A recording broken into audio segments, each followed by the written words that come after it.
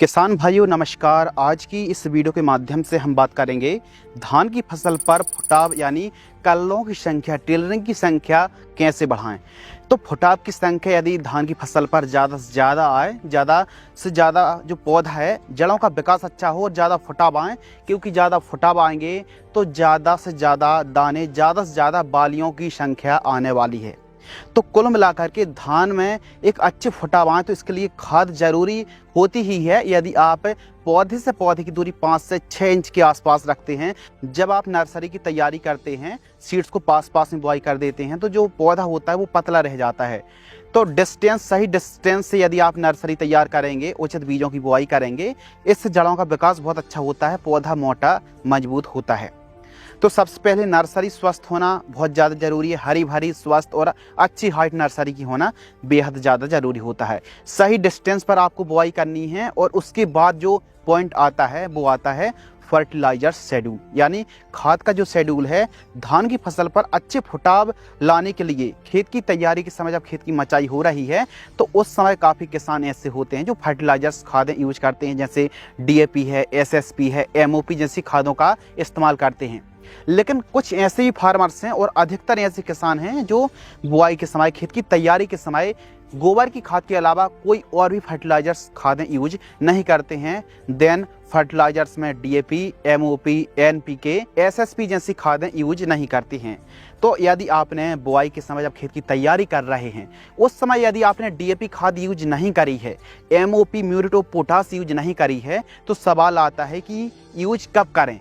तो आइए हम बात करते हैं, यदि आपने बुआई के समय या फिर जब खेत की तैयारी कर रहे हैं, तो उस समय आपने NPK की खादें या फिर कोई भी रासायनिक खादों का यूज, DAP खाद का यूज किया ही नहीं है, तो आपको अच्छे फुटाव मिले तो आप कौन कौन सी खादें यूज करना है। तो सबसे पहले आपने प्लांटेशन कर दिया और आपने देखा होगा कि अभी अभी 20 दिन 30 दिन की फसल पर नेमेटोड्स की भी समस्या आ रही, कुछ इस प्रकार नेमेटोड्स की भी समस्या आती है। तो इसको भी कंट्रोल करने के लिए और सही समय पर सही खादें, जो उर्वरक खादों का संतुलित मात्रा पर यूज करेंगे, तो ज़्यादा फुटाव, जड़ों का अच्छा विकास होगा और स्वस्थ हरी भरी आपकी फसल रहने वाली है। तो जो पहली खाद है 7 दिन से लेकर के 10 दिन के बीच में होती है। जैसी आपने रोपाई कंप्लीट करी है, 7 से 10 दिन के बीच में पहली खाद का यूज कर लेना चाहिए। इस समय 1 एकड़ के लिए 30 किलोग्राम से लेकर के 45 किलोग्राम तक आपको यूरिया खाद लेना है और इसके साथ मिक्स करना है DAP खाद 40 से 50 किलोग्राम।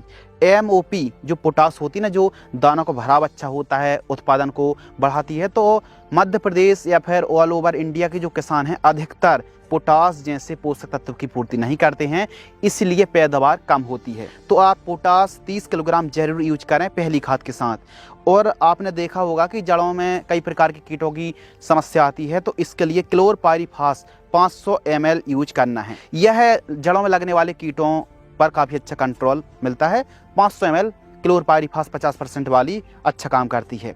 और इसके साथ हम ले रहे हैं अच्छी जड़ों की बूस्टिंग मिले और जड़ों का विकास के साथ साथ हरियाली अच्छी हो, फसल स्वस्थ और दमदार रहे, तो रैली गोल्ड हम ले रहे हैं टाटा की 4 किलोग्राम।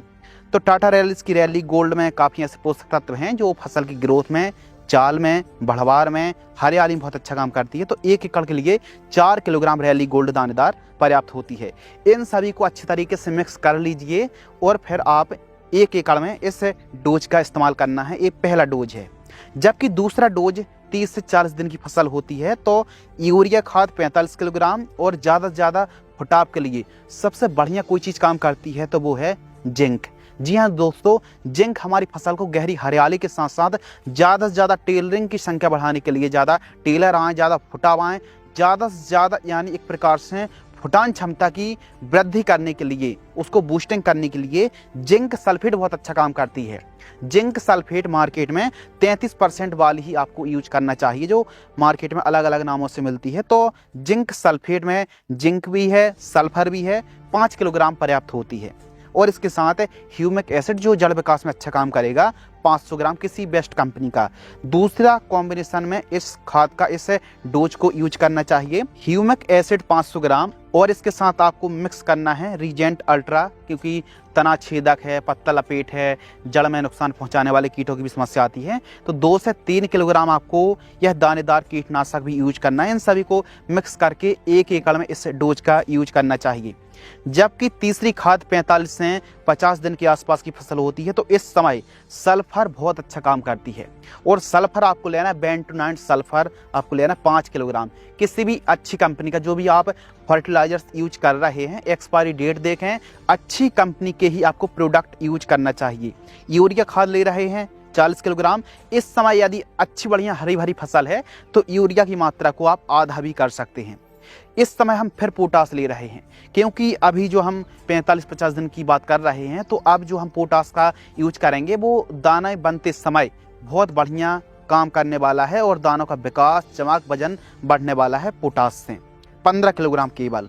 और इसके साथ हम 20% वाली बोरॉन ले रहे हैं, जिससे दानों की चमक भी आए और टेस्ट भी बढ़े, चमक भी आए और दाने की क्वालिटी, गुणवत्ता सुधारने के लिए जो बोरॉन होती है वो बहुत अच्छा काम करती है 500 ग्राम।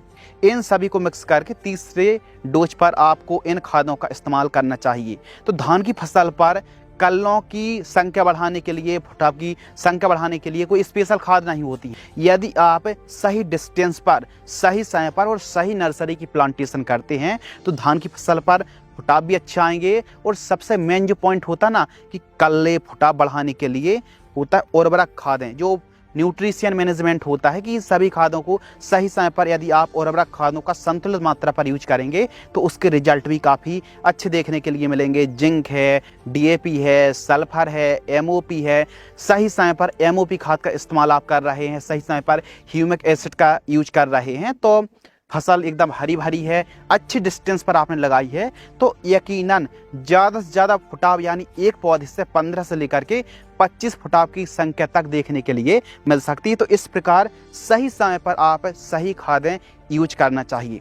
अब कुछ किसानों ने क्या किया है कि जब खेत की तैयारी कर रहे थे तो उस समय एसएसपी है, डीएपी है, एमओपी जैसी खादों का यूज बेसल के समय किया था, तो उनके लिए खाद शेड्यूल थोड़ा डिफरेंट हो जाएगा, बदल जाएगा। तो क्योंकि फिर वो पहली खाद दूसरी खाद में डीएपी इस्तेमाल करने वाले नहीं हैं, तो वे कौन सी खादें यूज करें। यदि आपने डीएपी, एसएसपी, एमओपी खादों का यूज कर लिया तो फिर आपको कब कौन सी खादें यूज करना चाहिए, तो हमारी यह वीडियो को वॉच कर लें, इस पर भी अलग कॉम्बिनेशन है। तो कुल मिलाकर के रिजल्ट अच्छा आएंगे, धान की फसल पर पैदावार में वृद्धि होगी और फसल एकदम गहरी लसदार ग्रीन देखने के लिए मिलने वाली है। इसी प्रकार की जानकारी के लिए जल्दी से जल्दी चैनल को सब्सक्राइब कर लीजिए। हम इसी प्रकार की और भी नई इन्फॉर्मेटिव वीडियो लाते रहते हैं। धन्यवाद।